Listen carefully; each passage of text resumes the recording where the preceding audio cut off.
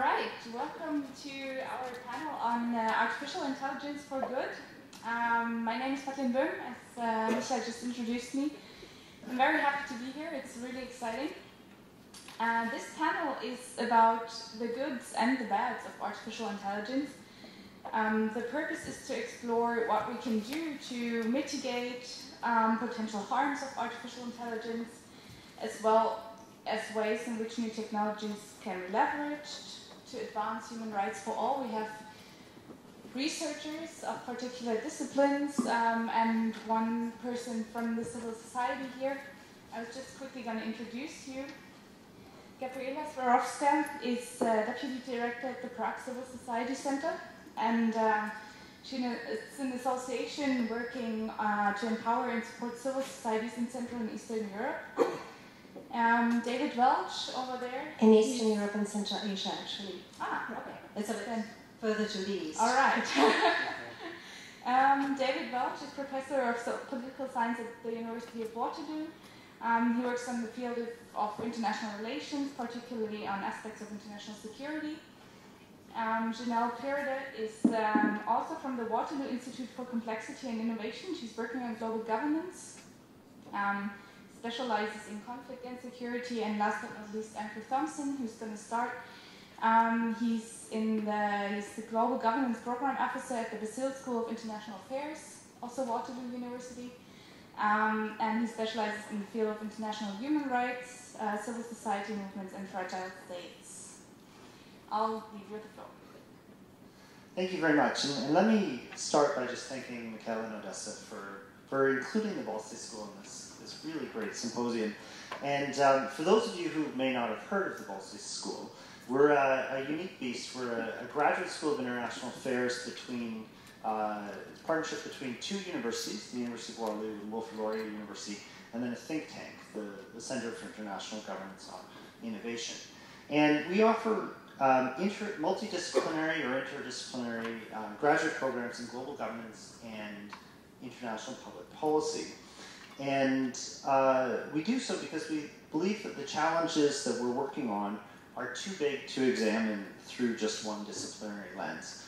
And that's also why we think Gary is a terrific partner.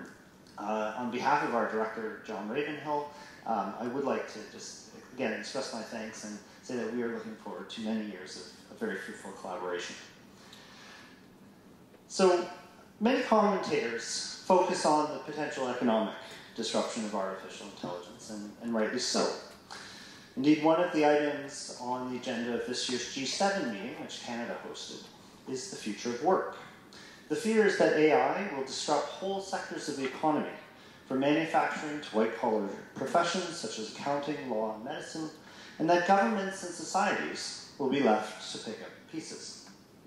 In anticipation of the potential disruption of AI, several governments are seriously considering the idea of a guaranteed minimum income for their citizens, while people like Bill Gates have argued that robots that displace human workers should be made to pay tax. Moreover, governments, including the Canadian government, are even beginning to think about what free trade agreements might look like in an age of artificial intelligence. Does free trade even matter in an economy in which computers and robots are producing the majority of goods and providing the majority of services? But I digress. I do not want to focus on the economic implications of artificial intelligence, at least not directly. Rather, I'd like to highlight some of the potential threats to political and civil rights, to democracy, and even to world peace. Admittedly, this is a speculative exercise. Fortunately, however, one is never wrong about the future in the present. But I do really hope that I am wrong. And I will warn you, I find the state of the world today to be very depressing. In fact, some days I really feel as though the sky is falling all around us. Now, every generation has faced threats and challenges. Uncertain times have always been with us, and this is one of the constants of history. Indeed, if you'd asked people a century ago, in 1918, whether they were hopeful about the future, odds are they would have said that life was pretty hard. The world was just coming out of a brutal war here in Europe. The Spanish influenza epidemic, which began in 1918 and lasted until 1920, infected as many as 500 million people and wreaked havoc across the globe. And the communist revolution in Russia that began in 1917 gave rise to the Soviet Union, a new existential threat to the industrialist capitalist world order that had emerged in the 19th century. But today the sky is falling for different reasons. Climate change is affecting the planet in unprecedented ways, and destruction and displacement caused by extreme weather is only becoming more common and more pronounced. Hurricanes Irma and Maria, which devastated the Caribbean and parts of the Atlantic coast of the United States in 2017, are just two of the latest examples of this new reality. As people mentioned this morning, there's unprecedented and growing inequality, at least in modern times, while the global economy has yet to fully recover from the 2008 financial crisis. The war on terror, which began nearly 17 years ago, shows no sign of ending, and globally we have seen a very serious and troubling regression in human rights protections. Due in large part to the wars in Syria and South Sudan and the expulsion of the Rohingya in Myanmar, the world is in the midst of the worst refugee and displaced persons crisis since the end of the Second World War, and is ill-equipped, despite efforts at the United Nations, to devise a system of responsibility sharing that is fair and just. And of course, there's been a very ugly rise in popular nationalism and xenophobia in Europe, in North America, and elsewhere. And the anger and resentment of those who've been displaced by globalization is very real, and its consequences, both political and economic, have been profound. And sadly, these are not the only critical challenges facing humanity today. But together, I would argue that they constitute a very serious threat to world peace and the global order. So what does artificial intelligence have to do with any of this? Climate change, inequality, the war on terror, refugees and migrant crises, populism are not new problems. The world would have to address them with or without artificial intelligence. At risk of gross oversimplification, I like to think that there are two schools of thought. The Mark Zuckerberg school that believes that AI will revolutionize life on Earth for the betterment of humanity, and the Elon Musk school that thinks that AI will help to usher in our doom. Regardless of which side of the argument one falls on, artificial intelligence has the potential to alter the scope of global problems, for better or for worse. It is a tool. It is dual-use technology. It can be leveraged on behalf of progressive causes, and it is already being leveraged in many cases, or it can be used to undermine rights and freedoms and international law. AI is already magnifying the severity of problems. The Cambridge Analytica revelations demonstrated the power of the algorithm to manipulate elections and shape beliefs, something computer scientists call opinion dynamics, through data collection, and arguably the abuse and misuse of data. The proliferation of fake news, peddled through social media networks, has exacerbated the polarization of politics and enabled the very nasty stain of populism that I mentioned before. Artificial intelligence is stoking a new arms race between the United States, Russia, and China, as these countries are investing in autonomous weapon systems capable of making decisions about when and when not to kill. These systems, along with the weaponization of space, have the potential to change warfare as we know it.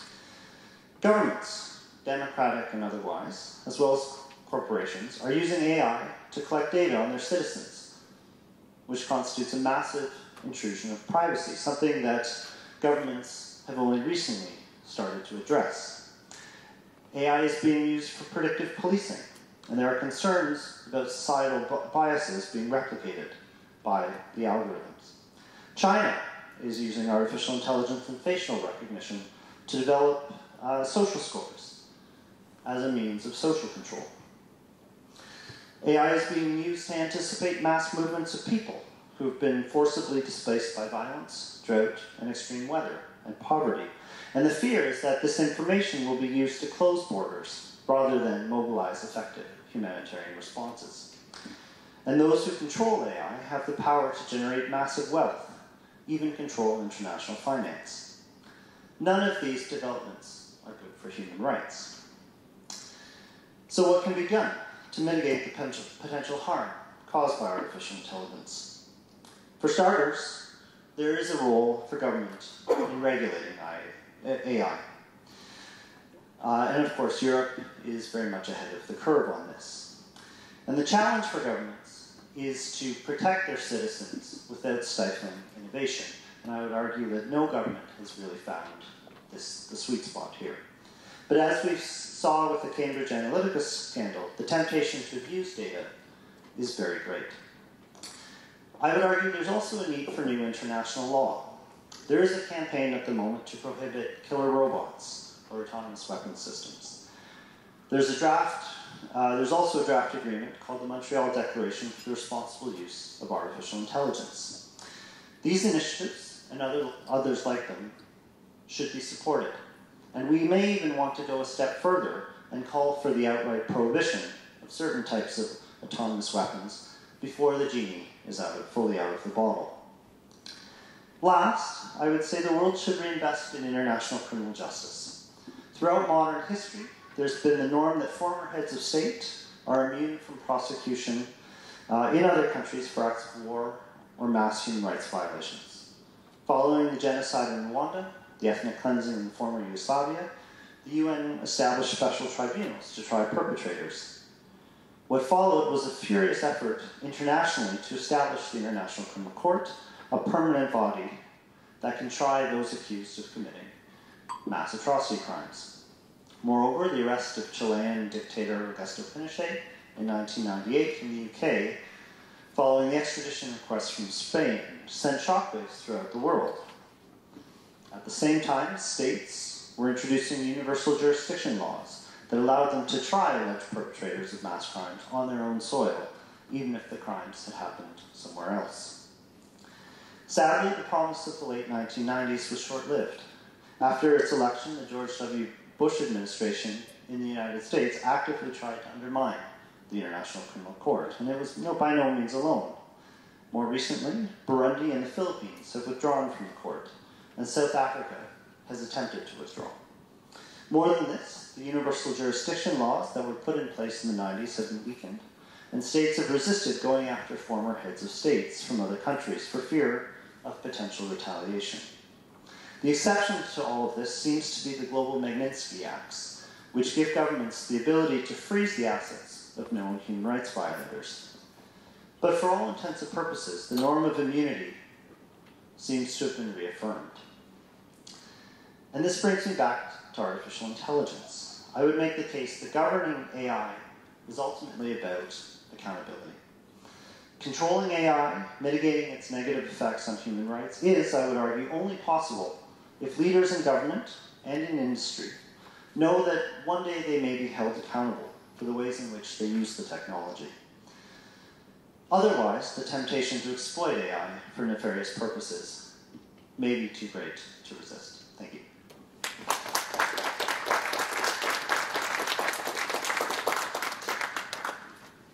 Thank you very much. Are there any direct questions of understanding? Because if not, then I will pass on the microphone to Jinelle, and we will then take the questions afterwards, if that's okay for you. Are there any questions of understanding that we should address now?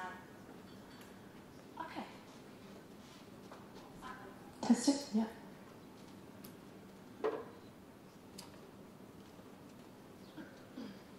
Okay, thanks everybody.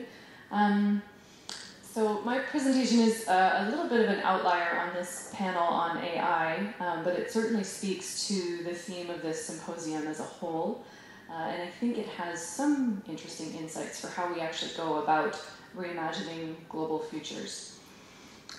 Over the last couple of years, a fellow colleague and I have been working on a project in collaboration with the Global Affairs Canada Foresight Unit.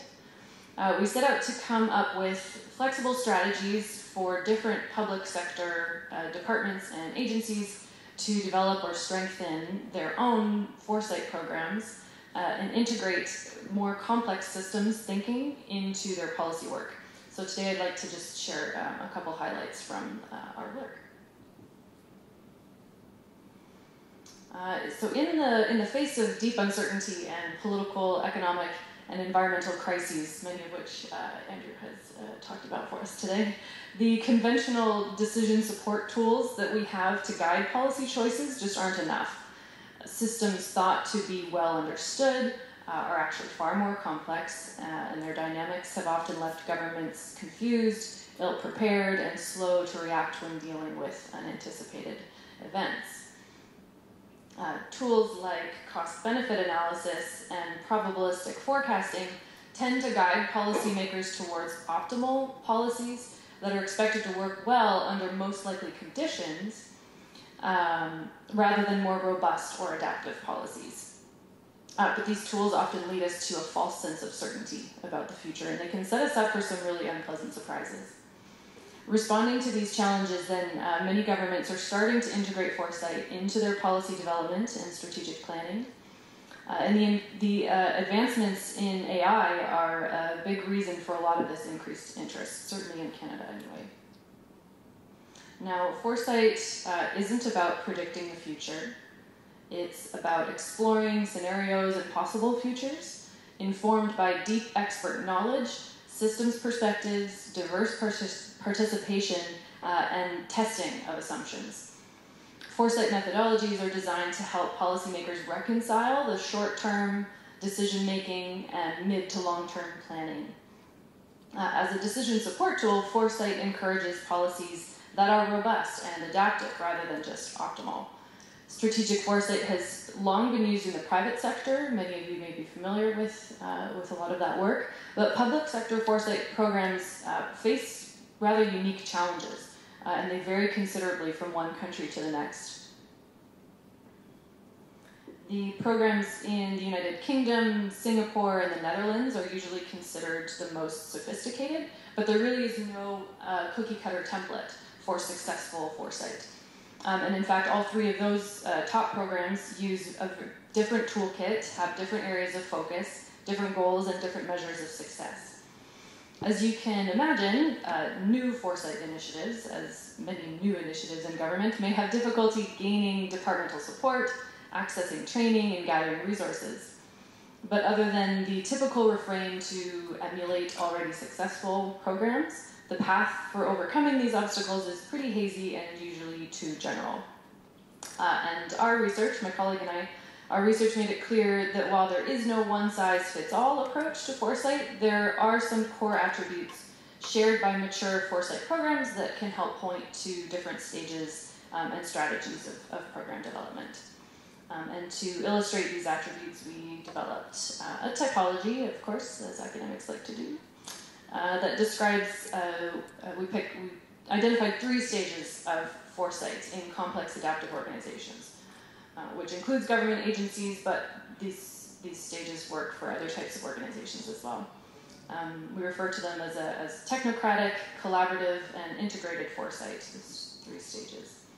And drawing on theories of organizational change and complex systems, the typology classifies the 3 stages along technical, structural, and cultural dimensions. We found it's important to tease each of these out contextually as you look at a case to better understand a system.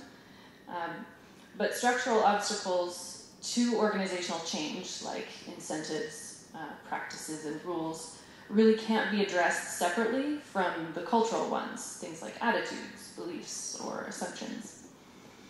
For example, a technocratic program that uses really sophisticated tools, but in an incubated process to produce high-quality outputs, but does little to address structural and cultural obstacles, impeding the actual uptake of that foresight to policy decisions, they'll ultimately fail to influence policy outcomes. Or nudge policymakers towards any sort of longer-term outlook or systems thinking. So a few key takeaways regarding program development from our work. First is obviously that the 3 stages are not completely discrete. Many attributes of each of these could be prioritized differently in different organizations, and we found it important to communicate that to our collaborators, that they were still allowed to obviously make the decisions and follow direction of their leaders. But we found that most public sector foresight programs are closely aligned with either the technocratic or collaborative foresight stages. Different agencies may need more hybrid programs, so we tried to keep it pretty open. Second, the impact of expert-driven foresight studies on policy decisions is important, but it's fundamentally limited without also increasing what we call foresight literacy and value throughout the organization.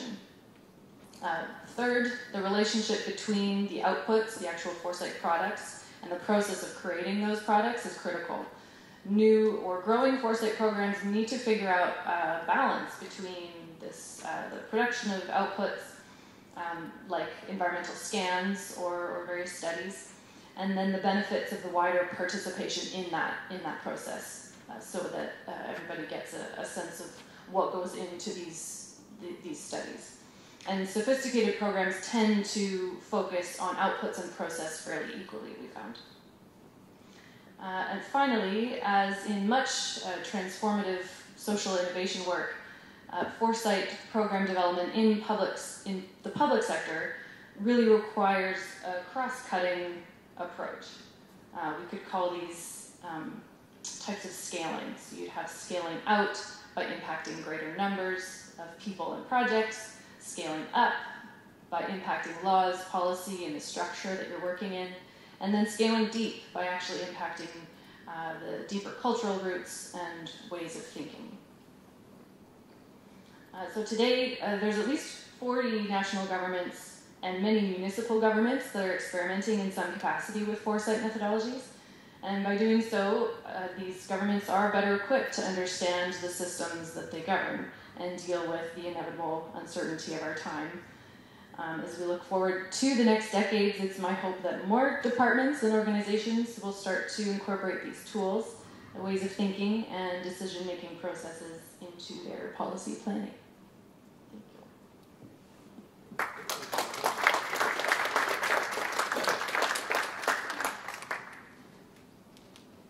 Thank you, Jinelle, for this amazing presentation. Are there any direct questions of understanding?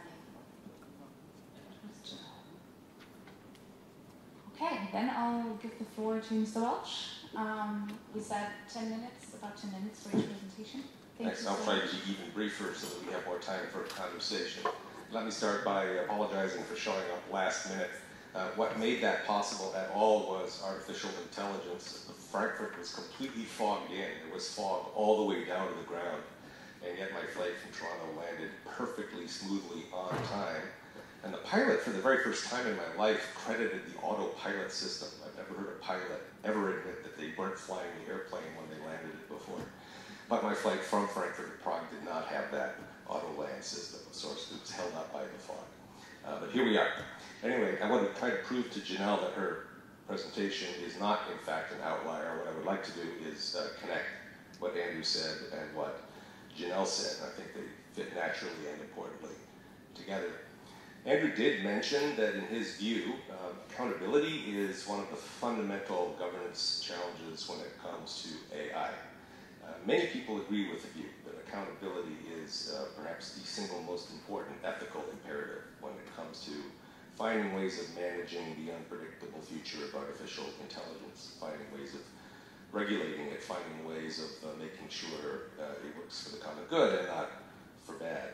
And in fact, Canada and Japan have been tasked jointly to take the lead in the G7's working group on the future of artificial intelligence. And Canada and Japan have flagged accountability and its relationship to social trust as the fundamental problems to solve when trying to map out an AI governance strategy.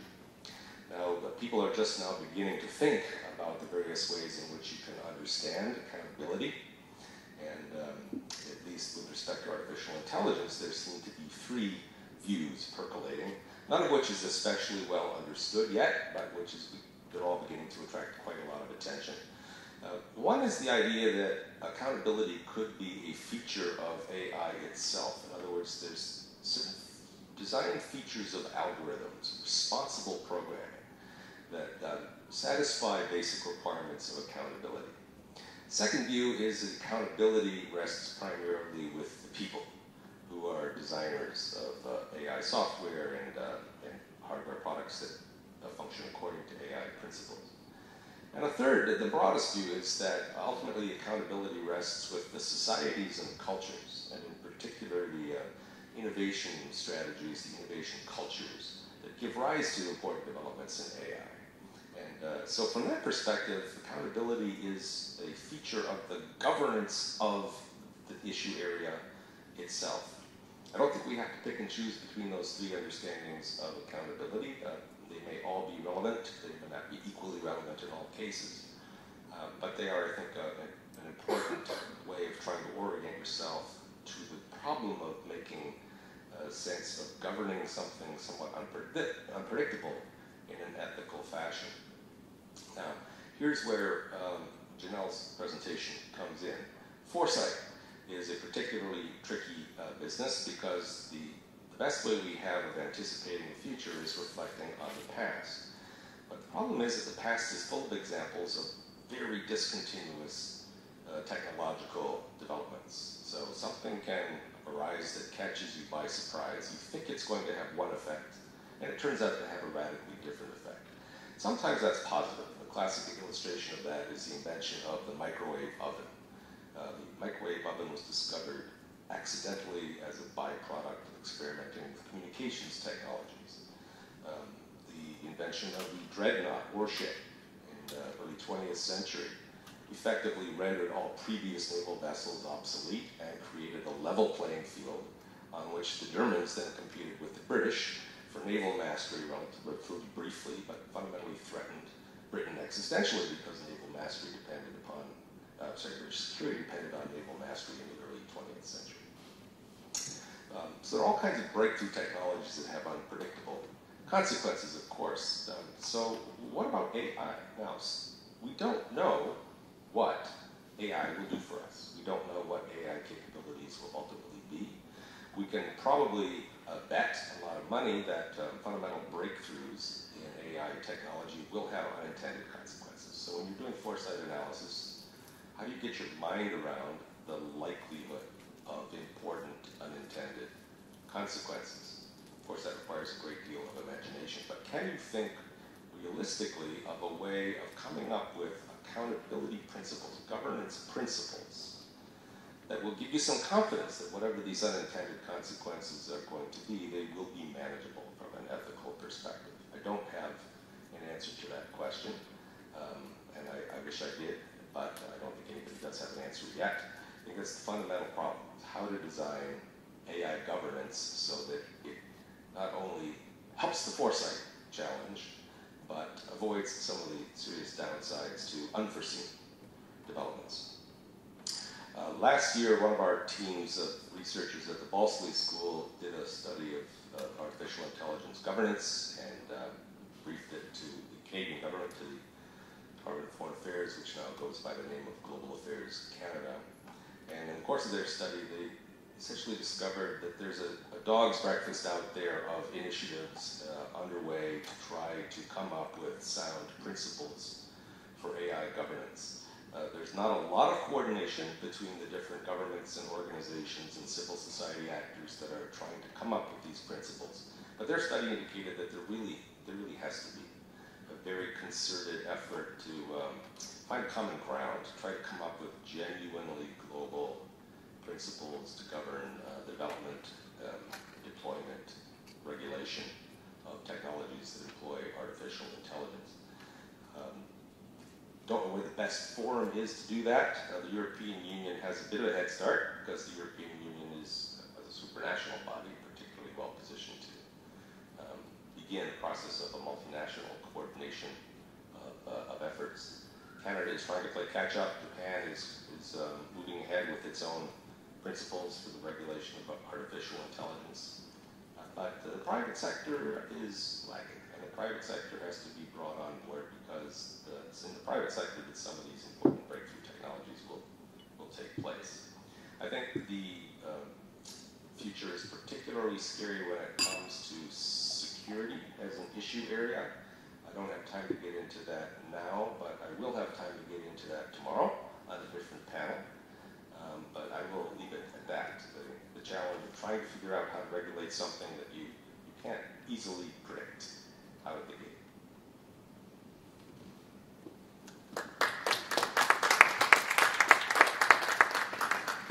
Perfect, thank you so much. So it's about regulating something that we don't really know a lot about and that we can't really predict. Our fourth and last speaker will talk from a civil society perspective, I suppose. And Yes, I'll give you the thank floor. you.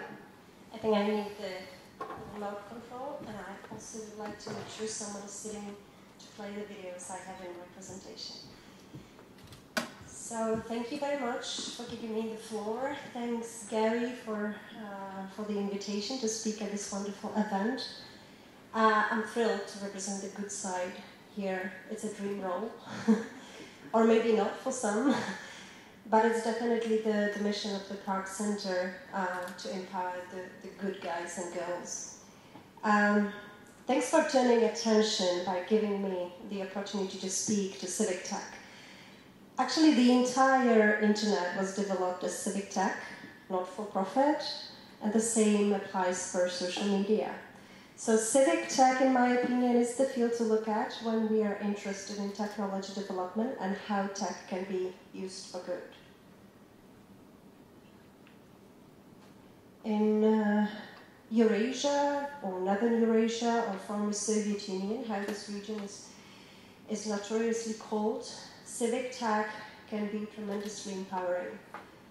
Activists use it to understand and to be able to keep the pace and challenge their governments that are often autocratic, corrupt, or just bad. And those governments are ready to invest in top-notch technologies to control their populations, to surveil opposition, and to suppress any independent civic life.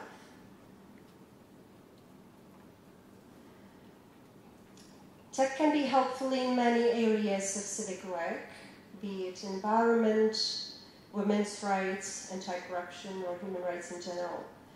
I would like to show 4 examples of brilliant projects of 3 brave groups of activists, lawyers, and journalists from the region where we work. We are proud to have them as partners.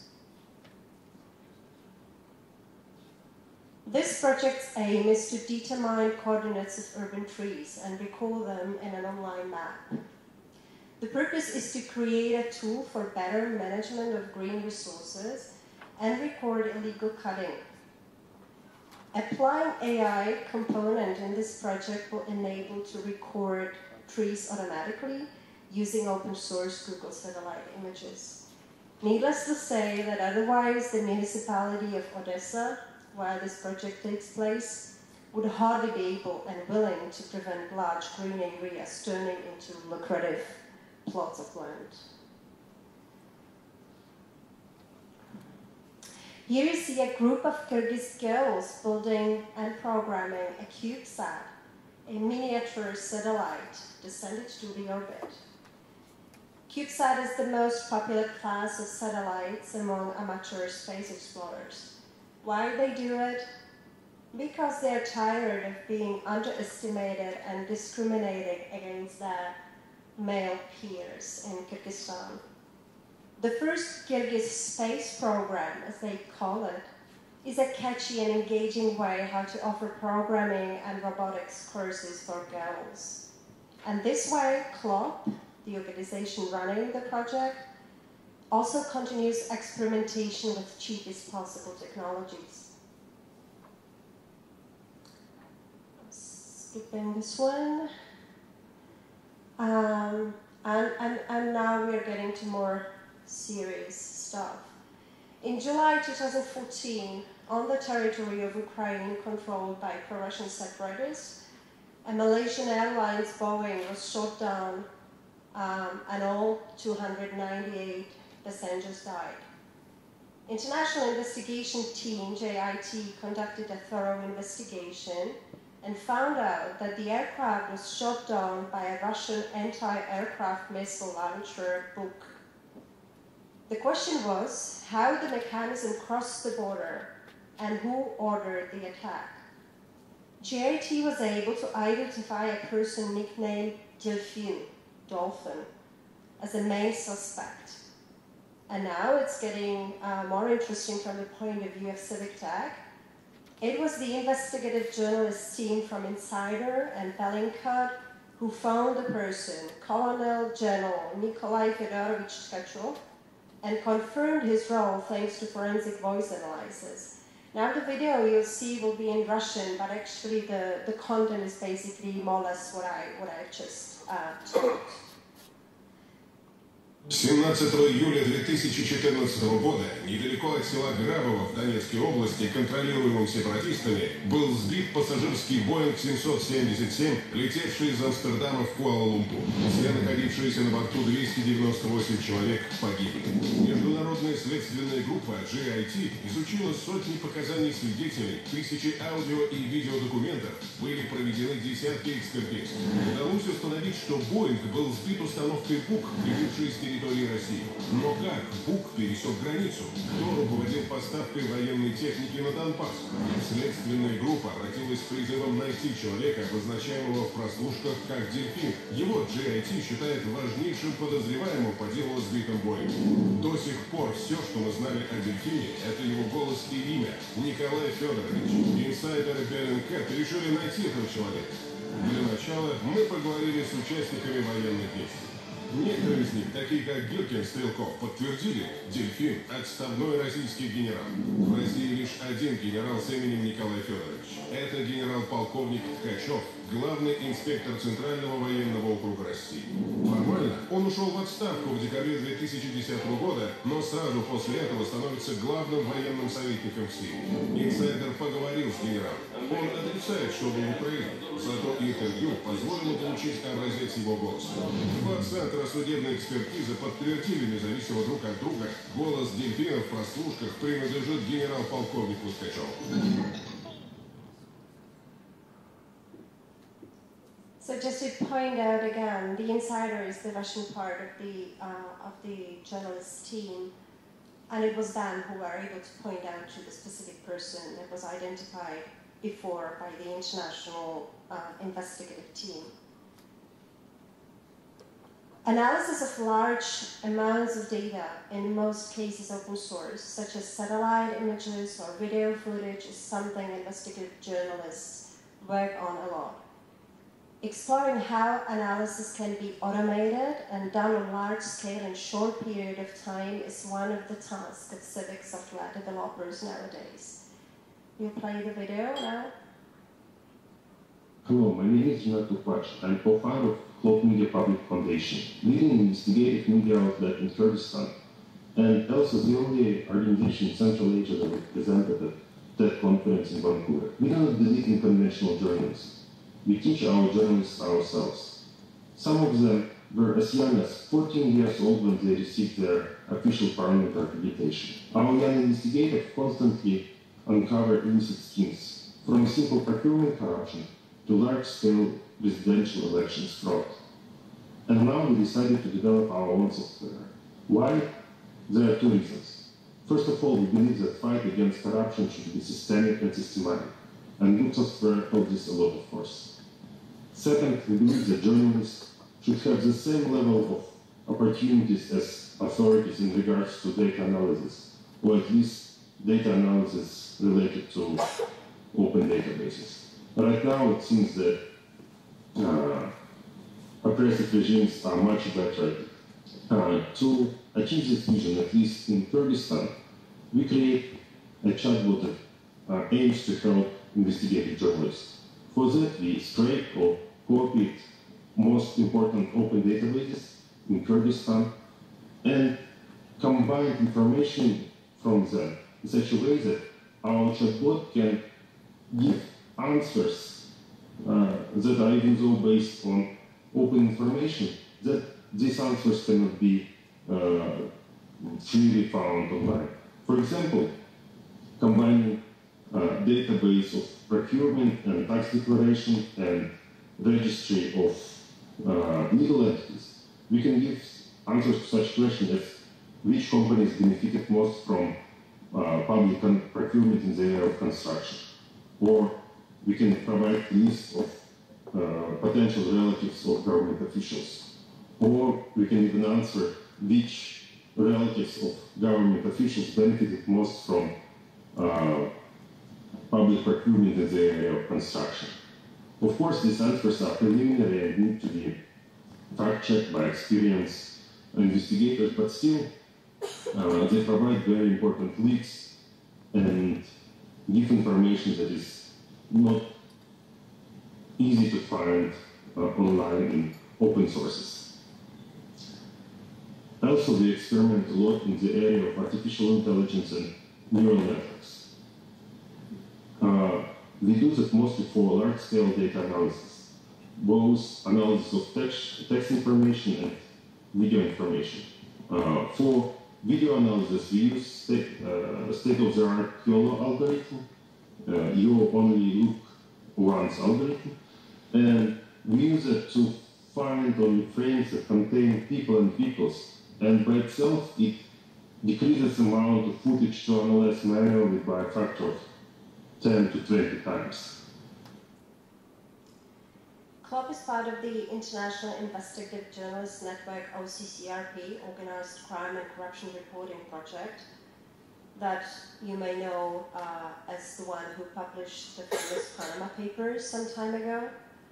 And CLOP, formerly a garage gang from poor Kyrgyzstan, is now becoming the network's key resource for video footage analysis on large scale. So these are the few examples I wanted to bring as examples of how tech can empower people and civil society. Thank you for your attention.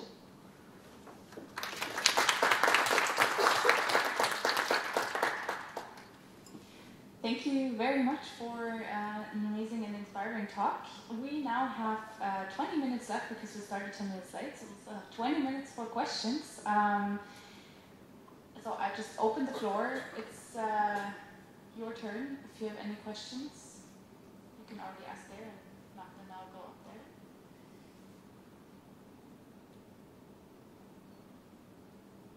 Any questions from the audience? And we'll just start maybe with the first one up there. Do human rights organizations, for example Amnesty International, have a chance to effectively shape the development of ethical forms of AI?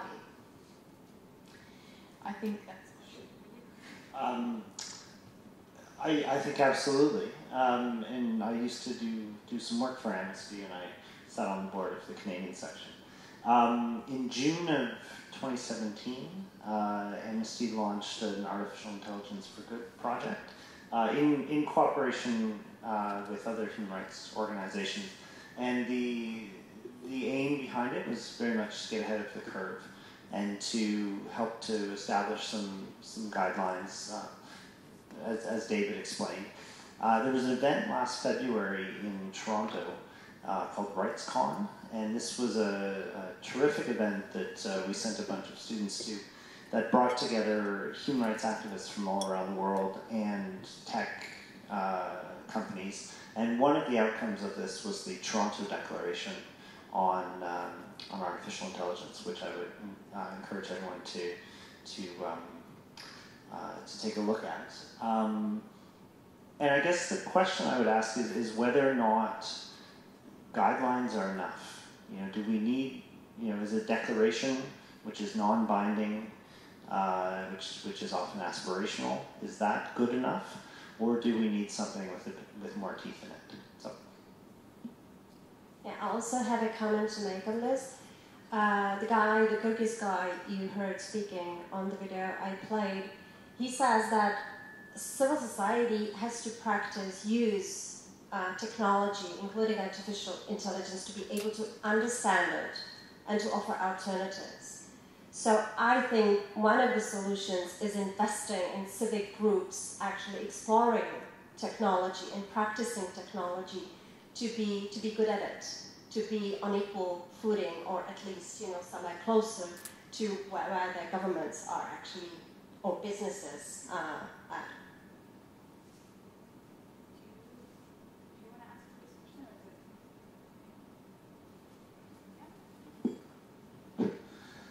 So I agree that human human rights organizations do have a key role to play in shaping ethical forms of AI. Now, I'm a little worried about the uptake side of the equation. So, for example, Amnesty famously has a largely Western liberal understanding of human rights.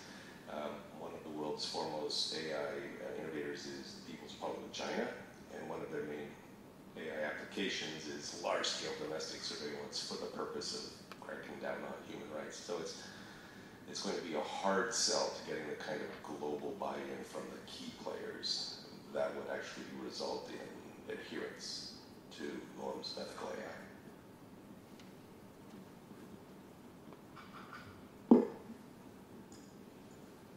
All right, are there any questions connected to the one with AI and human rights that we should take up now? Yeah? Yes,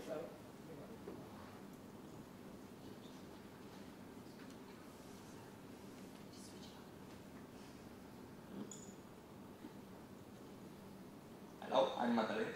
I was curious in if do we have some examples, at least from the liberal world, let's say, of artificial intelligence that is used and that it generates challenges related to human rights, especially that it's used practically to, for example, to shrink the civil society space.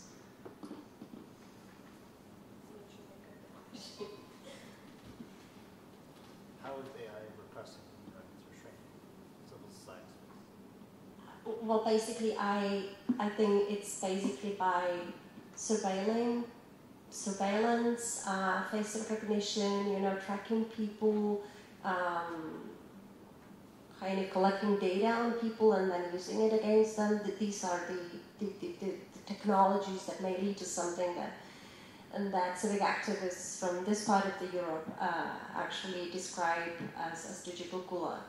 So it's like the total control of the people. So this is the risk. I'm not sure I answered the question. It answers to part of it, but I was more curious if there are some particular cases in, let's say, European Union, United States, more in the area that is not directly linked, for example, to countries that have a higher level of human rights protection. So. Sorry, I can't respond. And yeah, I mean, this might be a bit off topic, but one of the most terrifying events for a lot of governments in the Middle East and Africa and even parts of Asia was the Arab Spring of 2011. And I mean, these were failed democracy revolutions. And since then, autocratic governments en masse have been buying up artificial intelligence technology for the purposes of essentially surveillance and control of the population. So, it's and one of the things that was came out of this RightsCon event that I mentioned previously was that, I mean, China is developing this software, but they're selling it to a lot of people, a lot of governments in Africa. Yeah, if I can jump in just quickly, something that Andrew brought up in his presentation as well, but just briefly, was the issue of bias within policing that uses AI for whether it's tracking crime stats or profiling people, all of these kinds of things. So I think there's a lot of risk of discrimination when you have data, a database that has bias built into it because of how we collect data and who has access to the systems and what kinds of communities are included in those data sets. So the problems with the data are then manifested in the problems, manifested and amplified in the problems with the AI itself, I think, in lots of kinds of discrimination. Maybe one more comment on this.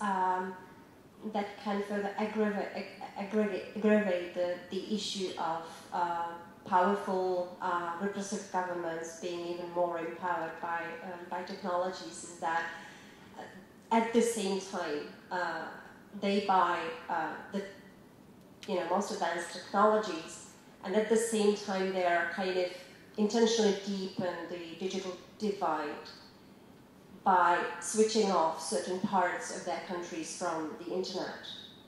At the same time, the government still does have access to basic service like internet.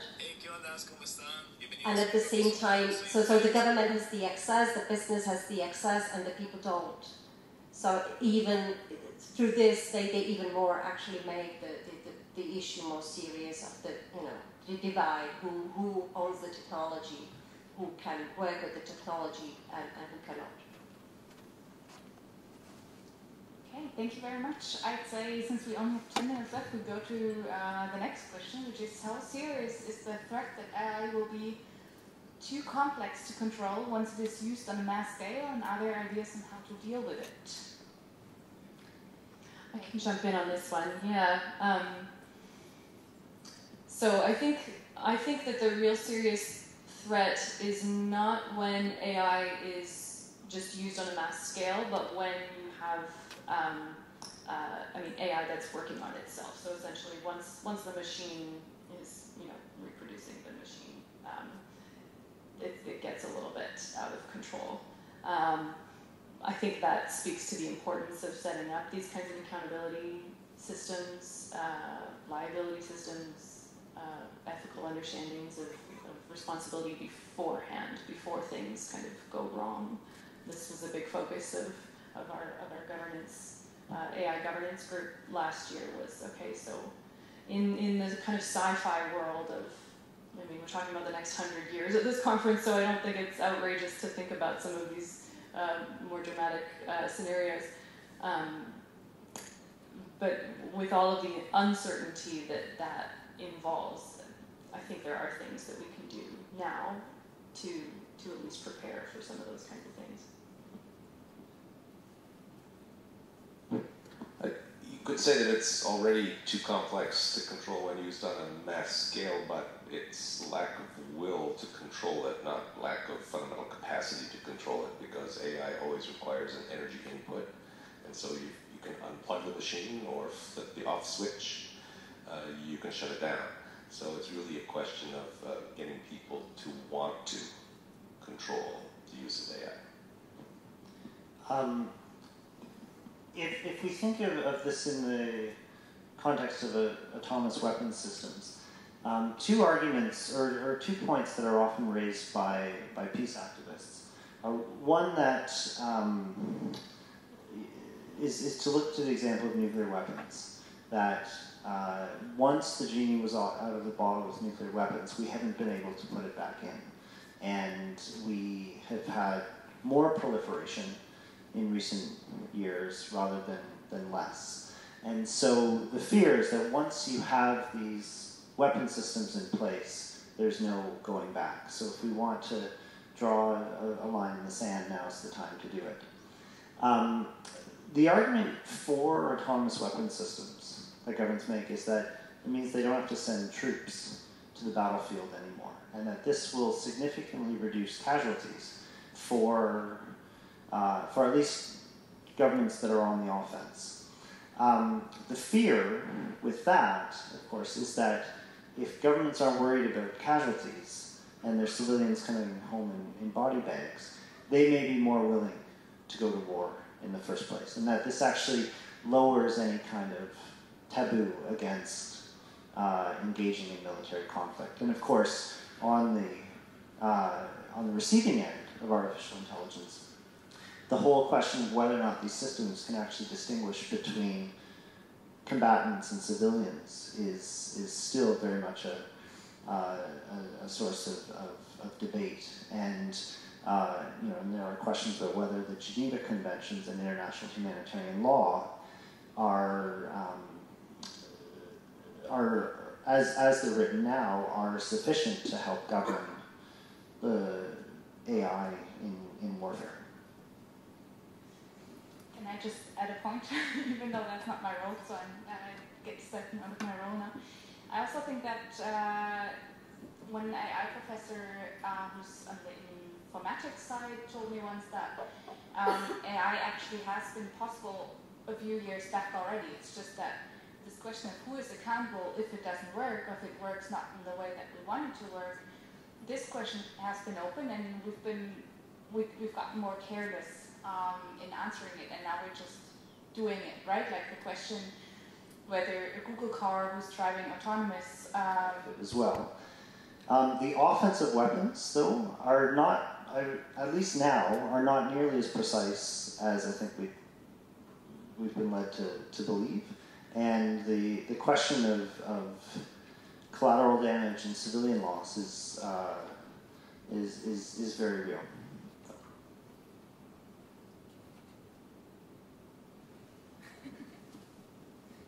Just a brief comment. I also think and agree, and cannot agree more, that the question of balance between public safety and the kind of safeguards for privacy of people boils down to accountability of the government, and there should be tools and processes in place that enable civil society and independent media to conduct the watchdog role.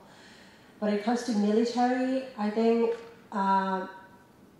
it's a question of strategy and tactics of conducting the war, and here it depends again, what kind of state, what kind of power is involved in the conflict, and whether or not this actor is interested in limiting civilian casualties, for instance.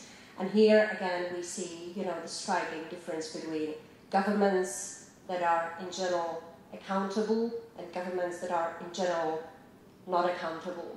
So you see states like Russia, to name just one, on behalf of many others, who invest in technology and who actually use technology a lot, but only for very specific purposes. And they do not actually properly use technology to make their military actions kind of maybe less damaging, because they are not interested in this. I would say that the trade-off between human rights and public safety is a very political one, and it's a very cultural one. In some societies, some political cultures would prefer to err on the side of human rights, and others on the side of public safety. It's up to every country to work that out in their own way. What's problematic, in my view, is the thought that the people, if given the choice, would choose one way, and the government chooses another way despite that. And that's essentially what I think you see in a lot of authoritarian countries, Arab state countries, where their own governments were deliberately thwarting the popular will. And if the people wanted the public safety over the human rights, then it would be harder to argue against it.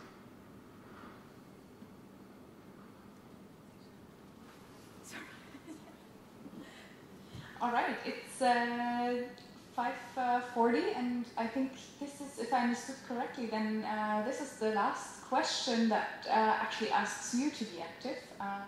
It asks you that if you could reach out to the world's population about the future of AI and humanity, what would you ask them? Please vote. I don't know if you've done so already. If you don't, then please do. In the meantime, I would like to thank all our speakers. Thank you so much for